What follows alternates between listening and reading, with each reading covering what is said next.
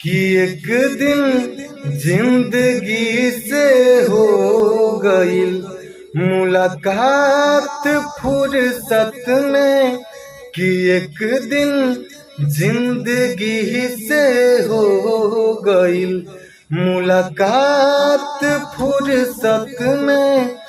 तब पूछ लिहनी असलियत के सवालात फुर्सत में, कि एक दिन जिंदगी से हो गईल मुलाकात फुर्सत में, कि एक दिन जिंदगी से हो गईल मुलाकात फुर्सत में।